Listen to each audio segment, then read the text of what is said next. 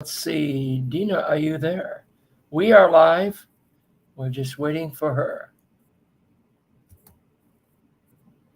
Don't see you. She said she thinks she's on. This is okay. She's gonna try again. Oh, We will get this is there. crazy. We're gonna get there. We'll download. Put this stuff. Oh, that's good. Huh. Okay, guest instructions off. That's good to know. Guest instructions off. We don't need YouTube. We'll get back to that. And we're just waiting for our guest to come on. Hopefully this will work out.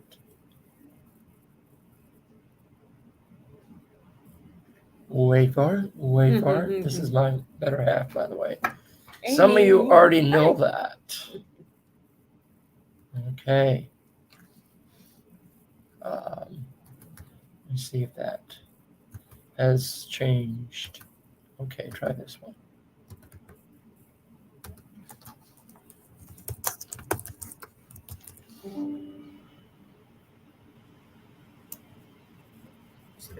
Yeah. It's okay. It will. Okay. Email. Okay. We'll get there. Hold on, everybody. You can do your chores, brush your teeth, whatever you need to do. We'll holler out at you Finish when your supper. we get Dina on. This is okay.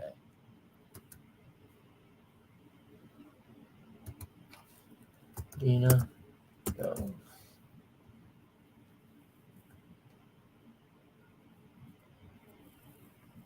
Right there. Yep. Okay.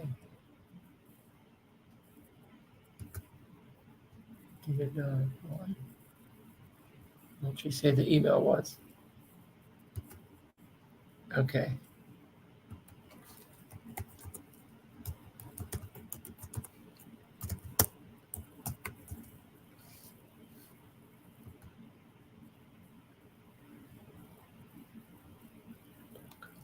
At mac.com. Let's just see.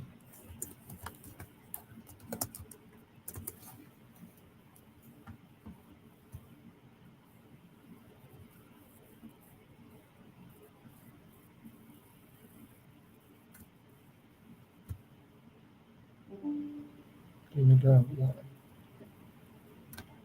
Okay.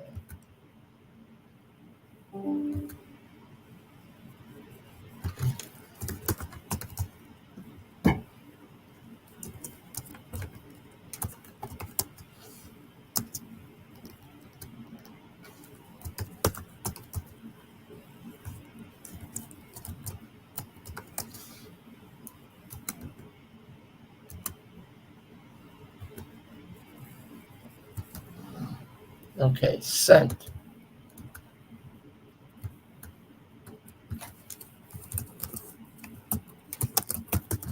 Okay. All right. At any rate, wow, we hope this, we have some future guests coming on. We hope that it works better with them, but that it will resolve itself tonight as well, because Dina's a great guest, and we're not going to stop till we get her on. You're right. If it's tonight or some other night. But BJ Thomas's wife has confirmed the 14th or 15th, it's on my calendar here, that she'll be on with us in August when I come back. We're heading to Maine for a vacation.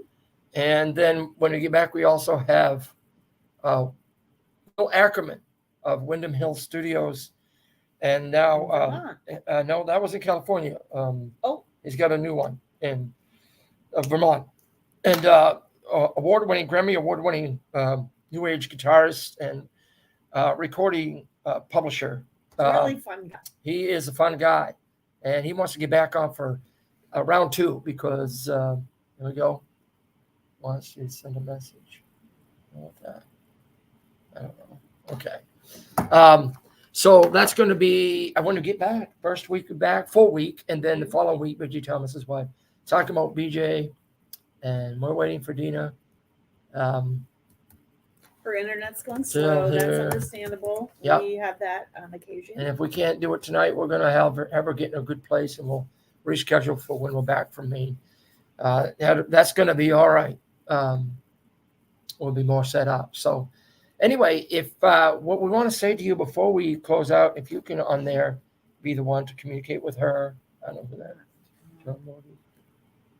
Let's just delete that. Somebody's.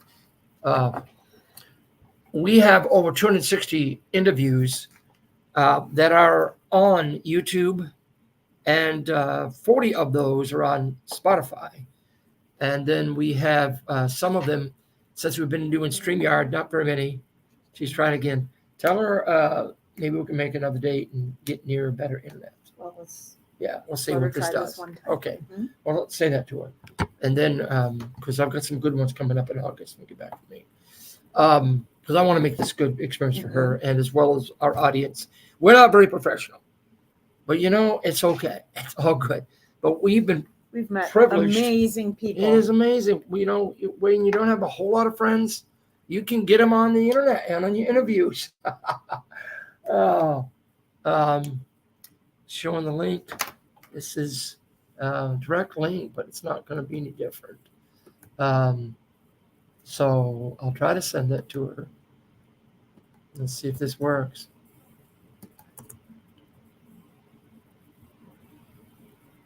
And that was the link too. So let me just see if the numbers are the same. See? They're the same. Numbers are the same. Numbers are the same. If you... It's just not showing the link. That's crazy. Well, just tell her we just jumped on this. I did.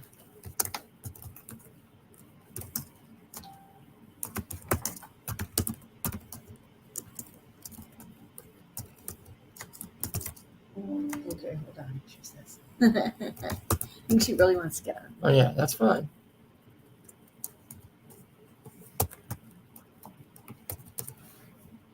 See if that went through. No. We are dog people, so we're really excited to talk to Dina. Yes, we are. Tonight. So Dina Garbus. I don't know who that is. Dina Garbus. Dina Zaphiris. Who's Dina Garbus?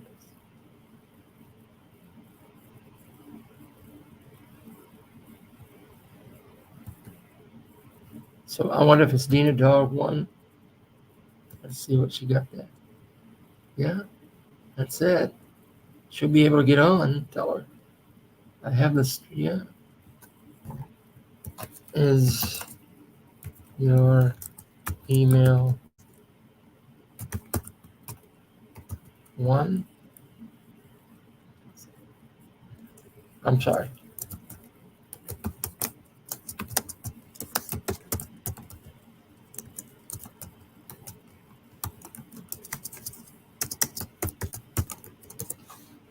Should have got it. And I see that.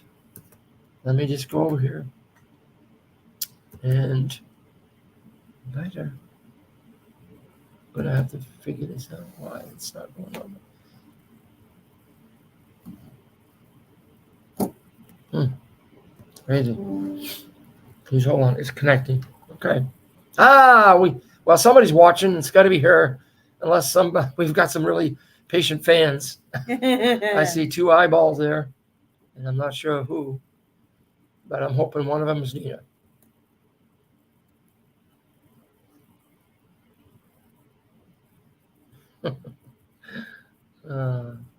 It's all good. It is all good.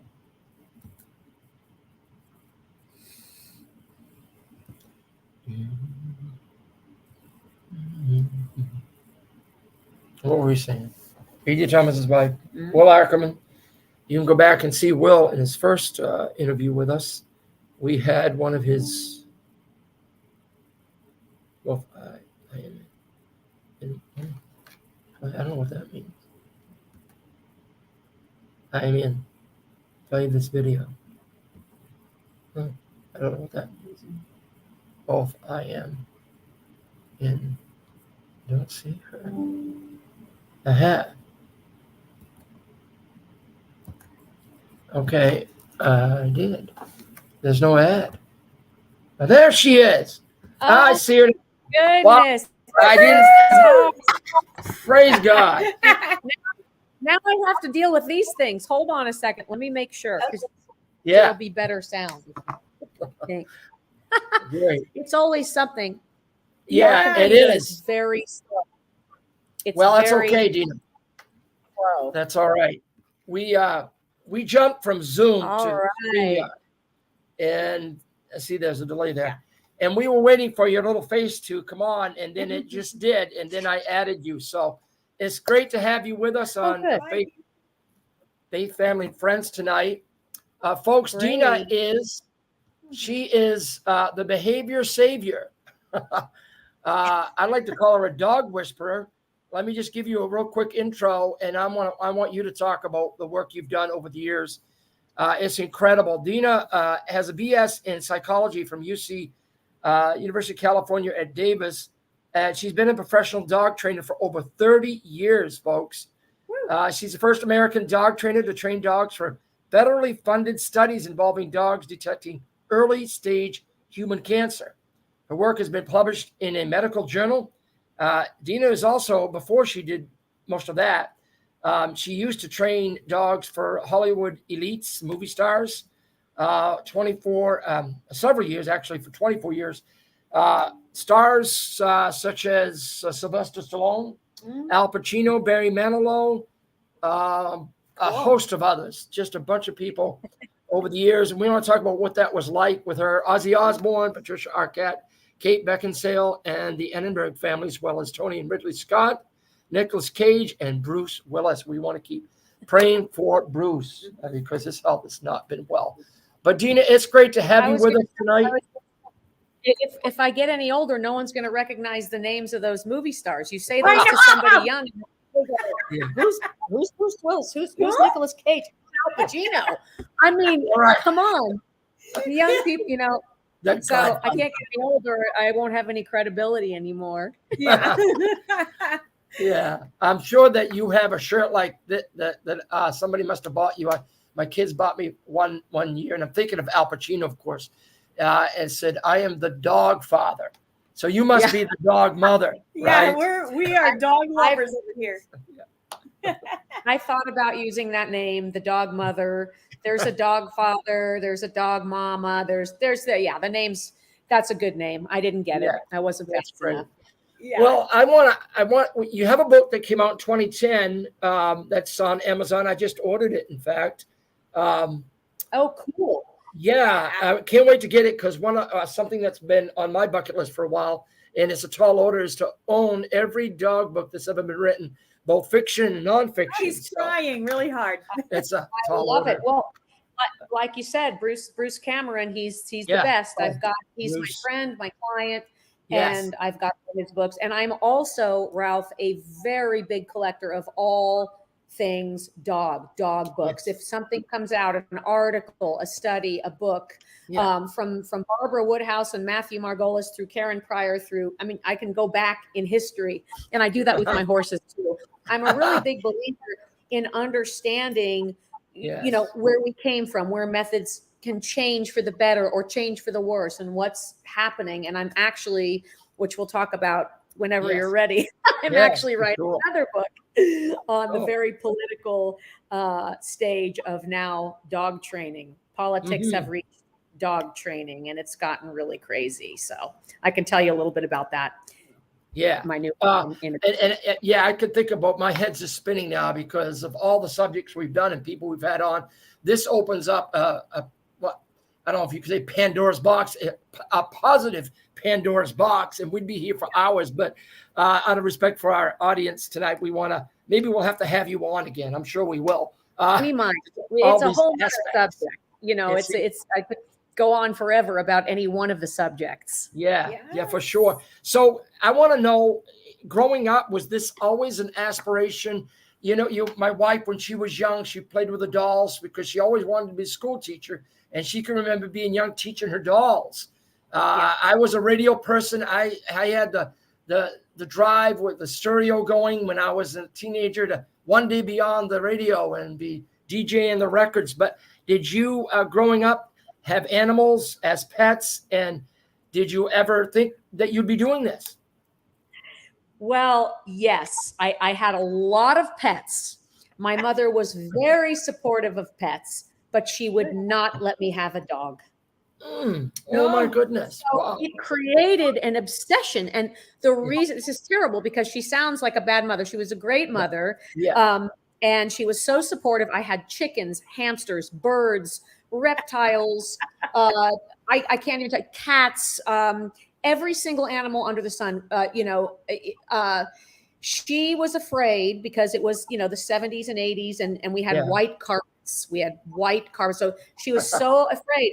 And it's actually because she loved dogs so much. She knew it would stay in the house. We would never have had an outside pet. No, I mean, all of her animals were in, she really was.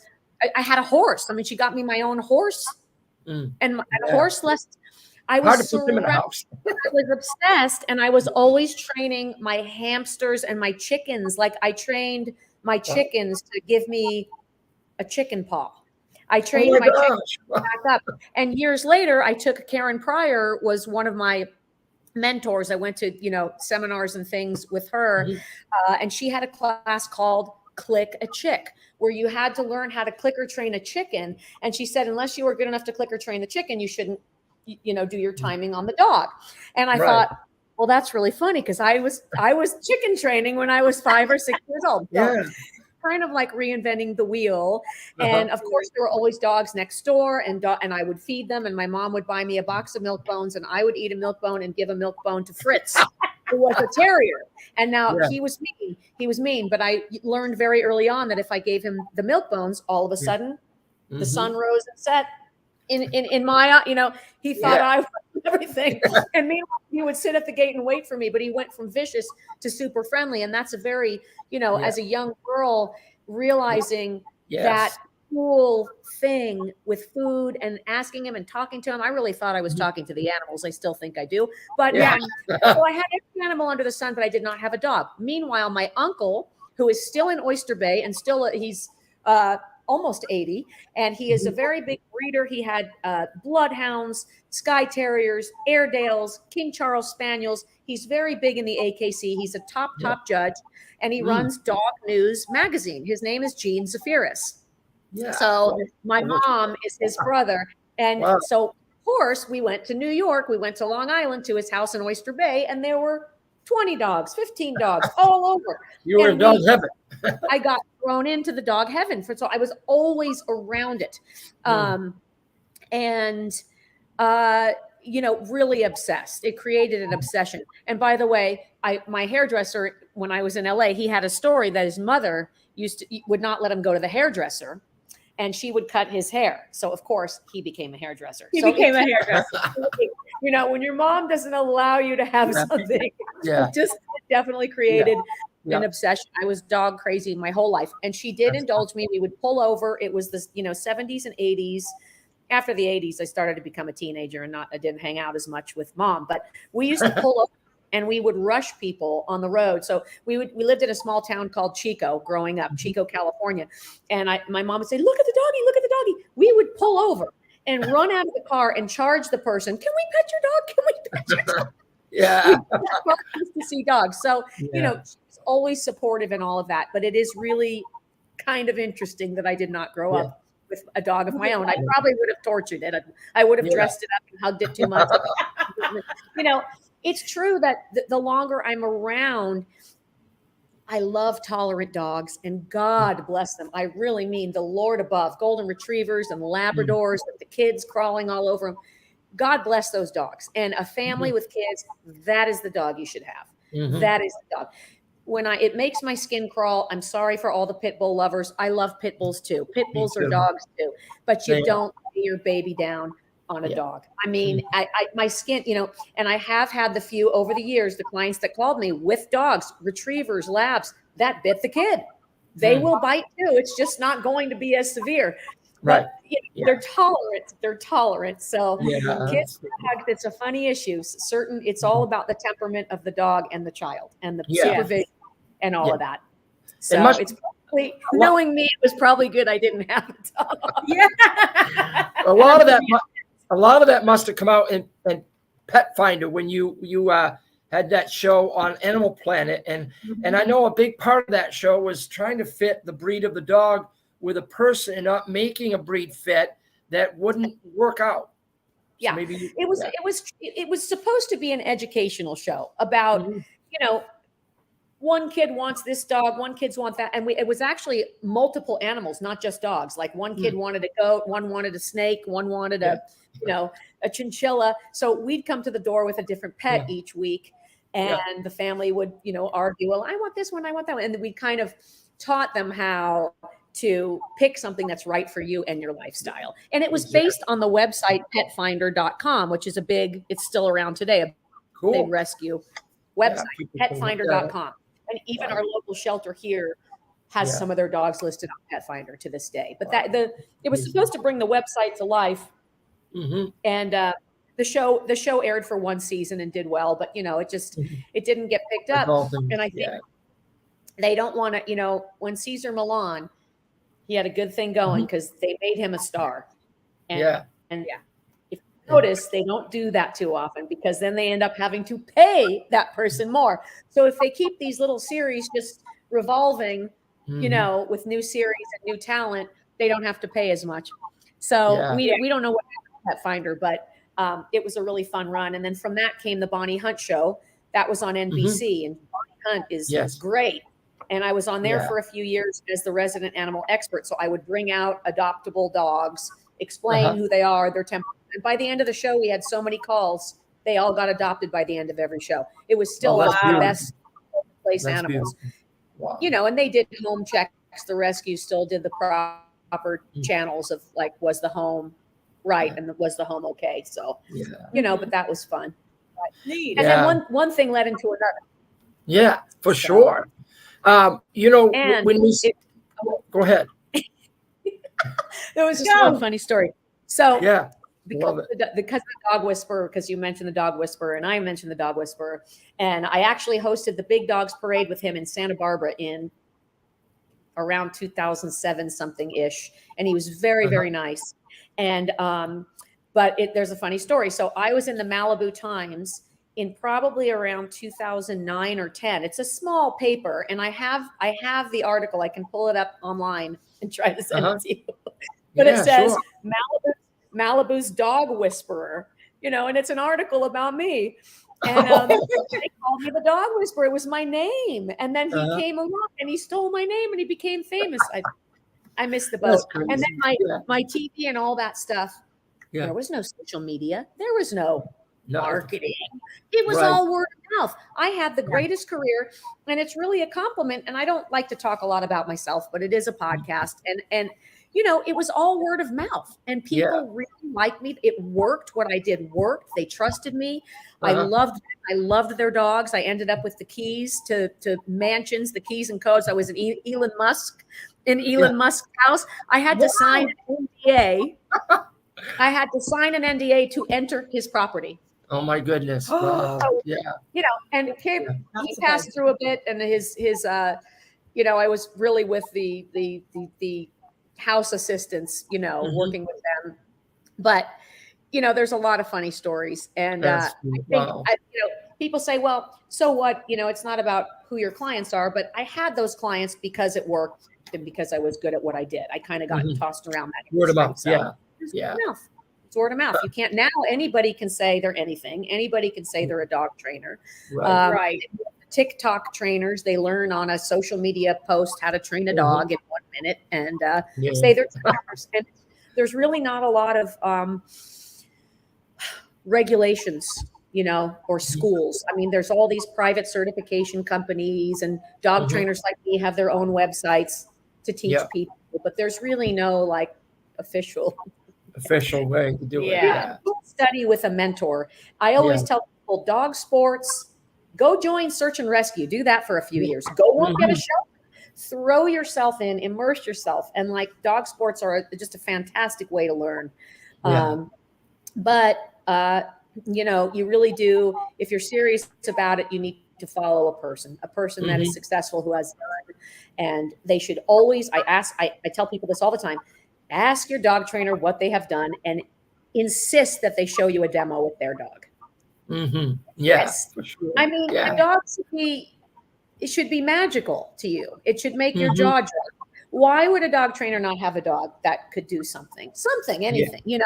You can get a really good gist of the relationship. You can see if the dog's happy, if he's fearful, if he's stressed. I mean, there's so much involved. And I won't say any names, but I know so many dog trainers who don't even have a dog. And I don't understand. That's crazy. You know? Doesn't make any sense. Yeah. You need to be fully immersed in what you do. And yes, it's important. So. Do you have any stories about some of these Hollywood actors or actresses where that you can share with their dogs? Yeah, funny. Yeah, or I do. I have funny stories. So Nicolas Cage was awesome, and I worked with him. You know, and so there was a butler there, and he was dressed like it reminded me of The Shining, because you know the house was so gargantuan. It was his huge house in Bel Air, and it was scary to even look at it. It was beautiful, and the butler with his full on butler, and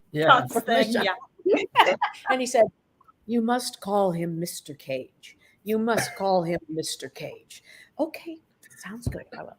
And that pretty soon we'd be out in the yard, and I'd say, "Nick, no, Nick," and I would just start yelling Nick, and he was like. It just got let go. I could call him Nick, you know? But anyway, I became somewhat of a caretaker. So he was on the in and outs with Patricia, and she had Chinese crested hairless dogs, but Nick had Dobermans. And he had a Thai Ridgeback. So you got to look that one up. They look like pit bulls with a ridge on their back. They're amazing. Yeah. No Rhodesian. Yeah, he had Spirit and Luna. He had white Dobermans, and I don't. You know, it was a time when not a lot of information was available on the internet and stuff like that, but there shouldn't be a white Doberman. White Dobermans they're usually lethal whites. They're not supposed to be bred. A white is a fault, but he liked these white Dobermans. So he had white and Luna and Spirit. Anyway, there were two funny stories. One is Nick's son, Weston, who's now this huge man. He was a little tiny kid when I was there. He had a reptile. I wouldn't even call it a reptile room. It was like a suite. It was like a mansion of every single kind of tarantula, bat, snake, birds, owls. I don't know, hundreds. I mean, like a museum, like you can imagine, like $1 million room for a kid of reptiles, right? Wow. And you could kind of smell it. You know how reptiles are stinky, so I can kind of always smell where the room was. There was a swim. It was up this stair. Anyway, one night it was rather late, and I answered the phone, and it was the maid, and she was going, I mean, and I'm not making fun of anybody. I couldn't understand. No. Screaming and crying. I need to come over. So I came over, and Monkey was the dog's name. So Monkey had broken into the reptile and thrashed. It was a bloodbath. There were feathers, guts, things strewn down the steps going up to the cages, and the room was like it was. So anyway, we had to clean that up, and Monkey's face was like with the blood, you know. The only other funny story, and I could. Wow. It's not really that funny, but it was amazing. The other funny story, and it's unfortunate for the poor animals, but man, is one night Nicolas Cage left like a 5-minute voicemail on my phone, and it was on a little flip phone. It was on my little flip phone, and I saved it for years. But his dog was having a false pregnancy in a bush, in a rose bush, and he couldn't get to it, and it was guarding Weston's Pokemon doll.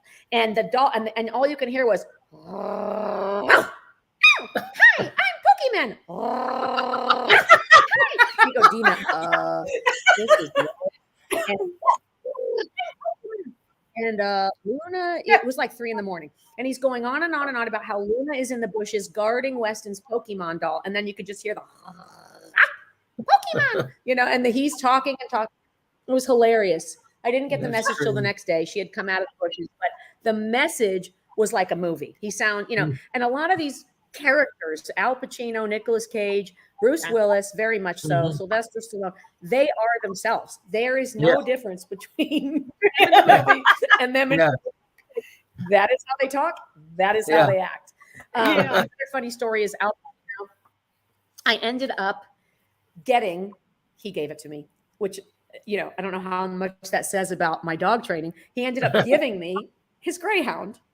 Oh my Because goodness. what happened was in their house in Beverly Hills, it was too small for the greyhound and he couldn't really run or anything. So first he hired me to come over and train the dog, and it was fabulous. And I would rearrange the furniture in the house to train the dog. I remember him saying, "She rearranges my house."